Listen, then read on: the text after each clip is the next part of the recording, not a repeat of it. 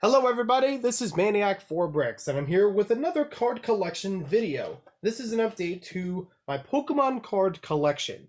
I have actually done a bunch of these card collection videos before. I forgot to mention some of them were updates. And this one is mostly updated in the fact that it's only a Pokemon card binder. No other themes. This binder originally was used for Pokemon. It was going to be used for Yu-Gi-Oh! It had the anticipation for it, but not a lot of cards at the time found. It had a whole bunch of those Lego cards that I showed before on other videos, like Ninjago, Legends of Chima, Knight's Kingdom, a whole bunch of those were all on the same binder. That's why it's really beefy.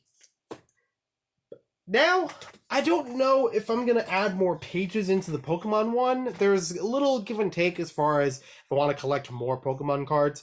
So it's possible. But if I do have a smaller binder I could fit this in, that's even better. So going through this one is actually going to be the most unconventional sorting method among any of the other binders I've done thus far. This one is entirely custom. No number system, no release system. Like Yu-Gi-Oh! I had it with alphabetizing them. They had based on the decks that were used, as well as the numbers on those cards for the decks. Lego had a whole bunch of them with numbers on them. This one's entirely custom. Just for me, ease of use, and I'm sure there's other cards out there I haven't found. I still find some cards every so often, like these three. So eventually I'll add more into there, I'm sure. This one is organized into kind of a similar thing to Yu-Gi-Oh! Where it's like effect cards are in one spot, and then the main character cards are in another spot. But it's the way that they're done that's a little different. So starting things off, this is the trainer card section. There's no alphabetical order and there's no release order to them. So what you see in here is going to be completely out of order from each other. I don't know if I'm going to fix that sometime later. I just kind of like stuck them in as I was finding them, and then duplicates I tucked behind them. And just went on from there. Just the quickest method to just get a whole bunch of cards put away in some sort of organization. You can even tell between the cards there are different releases of them, like different series that they had. Again, not a big concern for me. Maybe sometime later I'll organize these alphabetically. But for now, it is what it is. Then we move on to the energy cards, which there's a lot of water, a lot of fighting, and a lot of grass. I'll give you the spoiler right there. I did this in a way where I tucked a couple of cards, either 2 or 3 of them, behind each of these once I knew that there was a lot of them, and tried to keep it to a page. But with water, yeah, I got a lot. I think there's at least 30, almost 40 water energy cards on its own. Especially because I had a Team Aqua pack growing up from Ruby Sapphire. So that gave me a lot of water type Pokemon and therefore a lot of water energy. Some of the other packs I had growing up were mostly booster packs and maybe 1 or 2 starter decks. But some cards were also traded every so often with friends of mine, friends of my brother. We both played, my brother and I, at the same time. We enjoyed Pokemon pretty much at the same hype and the same duration as we enjoyed Yu-Gi-Oh! So when that died down, this also died down, just happened to be the case and for both of the franchises. But I'll talk about more of each of those as a whole, not just the card games, sometime later. Because there's plenty more to Pokemon that I have enjoyed and still enjoy. So this is going through the energy cards again. Couple different variations in here. A lot of the more current ones, I don't have a lot of energy cards because I don't buy a lot of current cards. I try to just complete the ones from the older series that I remember. My goal with this binder for Pokemon cards is to complete, by Pokedex entry, generations 1, 2, and 3. And this is actually organized in 1, 3, 2 order because I wasn't really strong with in connection to the video games or the TV show during Generation 2, but Generation 3, I have the most fond memories next to Generation 1. So this is right now Generation 1, and a lot of cards in here. Again, duplicates tucked away, so they got a lot of Squirtles in here. And the other weird thing is that these are all based on no series. Like, they're not divided like, oh, these came out in 2001 and these came out in 2012. Doesn't matter. It's the same Pokemon, even if it's a different HP or different abilities, it's still in the same pocket, as best as I can fit them. Emphasis on pocket monsters. So for something like Pikachu, released many times. I even had some promotional cards here and there, like this one for WB, and a lot of different art styles, different attacks on them, different HP, and they're all put together in the same area. There's like almost 10 Pikachus right here in my hand. It's insane, but it's kind of cool. But it's Pikachu, you know, it's a mascot. I kind of expect that. So that's why this is like I said, this is the most unconventional binder because of all the organization and not organization with it, because it's based on the video games. I was strongest in any of the media to the video games and the TV show.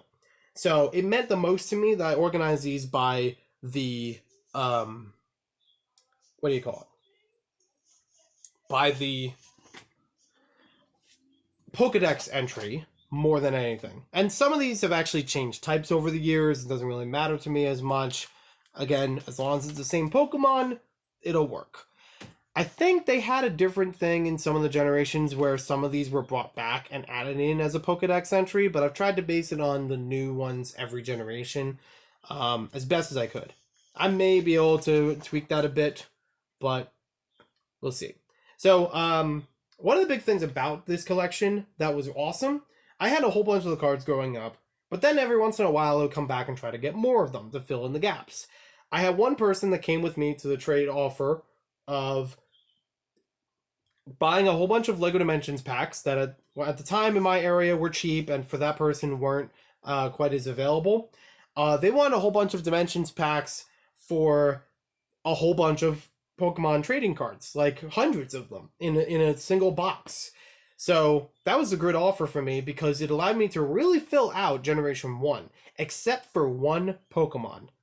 And eventually, after that trade, I was able to find Tentacruel in a Facebook Marketplace listing. I asked the seller if he had that among the Pokemon cards he had.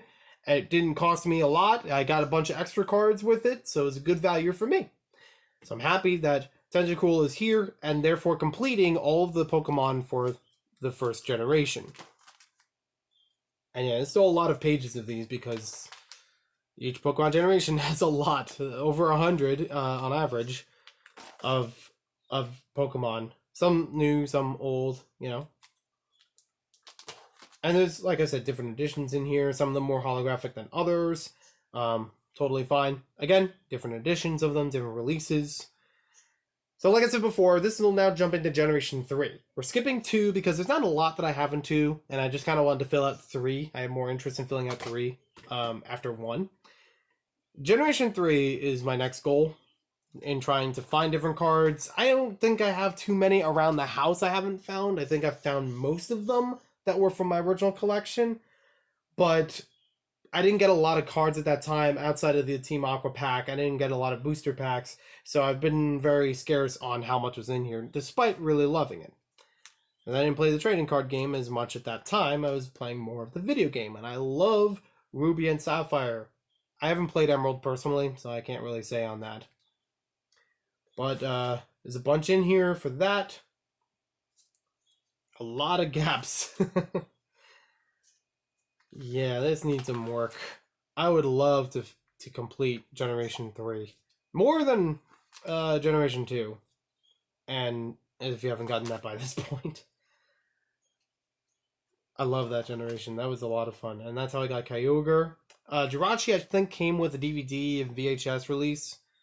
Deoxys might have also been the same way. I don't know if it was in the same release, but same method, I mean.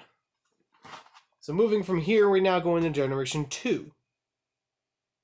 Which is weird, because this one doesn't feel as organized. Like, this doesn't make sense to me right off the bat. There should be 3 starter Pokemon, and I only see 1 of them, and now it goes into these. So this might need some work. I think at this point it might have been the fact that I was just trying to add in as many cards that I had left over, but still do it by generation, and I didn't mind the gaps in between them as much as I did with Generation 3. So I just kind of like filled in as much space as possible because I had a limited number of pages at the time. Wooper. My boy. He's one of my favorite Pokemon ever. One of the cutest Pokemon ever. I definitely loved him in the animations as well. Having a stupid, derpy smile on his face. It's perfect for any time. Pokemon Forever card here with Suicune. I don't know how many of them with the e-reader actually work. I just know that it's coded like that. It just has the thing on the side. I do have an e-reader. I haven't really tested it out though with the cards and with the games yet. Entei is a fairly recent one. I got a couple years ago a pack that had Entei and a bunch of other Pokemon because Entei was on the front, like, ooh, this is the one you want, and buy the whole thing. Some other ones happened like that. There might have been one for Zapdos, Articuno, and Moltres that was on the front. Something like that. They do that with every card game at some point. Some box releases of them where it's like the more valuable or exclusive card. There we go. There's the Pikachu one I was talking about before with the Toys R Us release. So yeah, there's a couple other ones in here that I kind of scattered about. If I had an extra of them, kind of sprinkled in. But yeah, I'll need to go back through this and reorganize it for Generation 2 and figure that all out. Some other cards in here were just kind of thrown in. Like, I don't know the generation. I just kind of added these cards in as I found them. So it didn't really matter to me the proper organization of them. So then we'll put these in. So we have an Alolan Vulpix. I don't remember getting a pack for it. We have an Eevee. Got plenty of EVs, different kinds, but that seems original to me for artwork. And then a Stunky, which I think I have something similar for that card.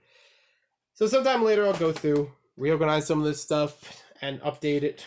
And like I said, based off of Pokedex entries, I'll go back through Generation 2 and Generation 3. I'll add more pages in here, but I don't know by how many to really beef out the binder. This thing's huge. I'll probably go back through the trainer cards and alphabetize them just for the kick of it. It's not something that I'm going to add more trainer cards unless it's happening in a pack with a bunch of them in there. It just is what it is. Classic Bill, number 1. Added the first one in there. Bill, draw 2 cards. So there we have it. Thank you for watching this video. Hope you guys enjoyed it. Stay tuned for another update about the Pokemon cards and other card collections, and I'll talk to you later.